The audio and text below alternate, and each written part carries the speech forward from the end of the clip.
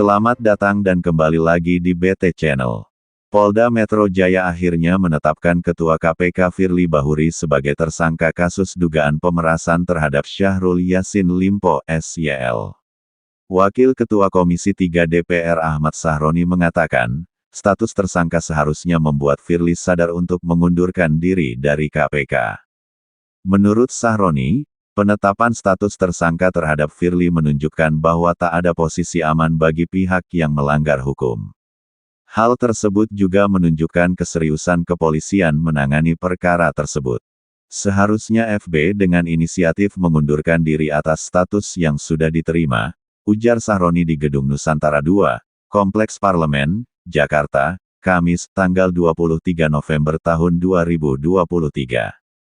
Dewan Pengawas Dewas KPK juga harus segera bertindak setelah penetapan status tersangka terhadap Firly itu.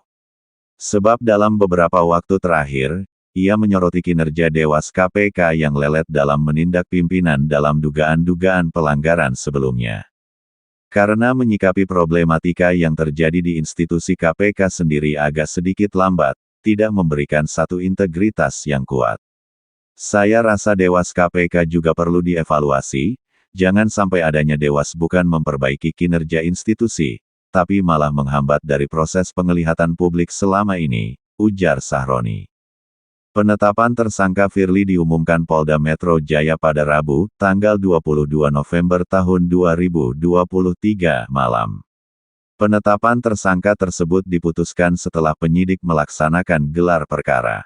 Telah dilaksanakan gelar perkara dengan hasil ditemukannya bukti yang cukup untuk menetapkan Saudara FB selaku Ketua KPK RI sebagai tersangka dalam perkara dugaan tindak pidana korupsi berupa pemerasan, ujar Direktur Reserse Kriminal Khusus Polda Metro Jaya, Kombes Ade Safri Simanjuntak kepada awak media, di Polda Metro Jaya, Jakarta Selatan, Rabu, tanggal 22 November tahun 2023. Gelar perkara dilakukan setelah tim penyidikan Polda Metro Jaya dalam sebulan terakhir ini maraton memeriksa 91 orang saksi dan meminta keterangan sebanyak 4 orang ahli. Termasuk, kata Ade, tim penyidikannya juga sudah melakukan serangkaian penggeledahan dan melakukan penyitaan-penyitaan terhadap sejumlah barang bukti. Beberapa barang bukti yang disita, termasuk dokumen transaksi uang dolar Amerika Serikat (AS) dan dolar Singapura setotal 7 miliar rupiah. Ade menerangkan, Firly Bahuri dijerat dengan sangkaan pasal 12E, atau pasal 12B, atau pasal 11 Undang-Undang UU 31/1999 sampai 20/2001 tentang tindak pidana korupsi Tipikor Junto pasal 65 Kupidana. Adapun ancaman hukuman, dari pasal 12E, dan pasal 12B ancaman pidana yang dimaksud dalam pasal tersebut adalah dipidana penjara selama seumur hidup, atau pidana penjara paling singkat 4 tahun, dan paling lama 20 tahun, ujar Ade. Bagaimana menurut Sobat BT semua tentang hal ini? Silahkan berikan komentar dan sarannya, terima kasih.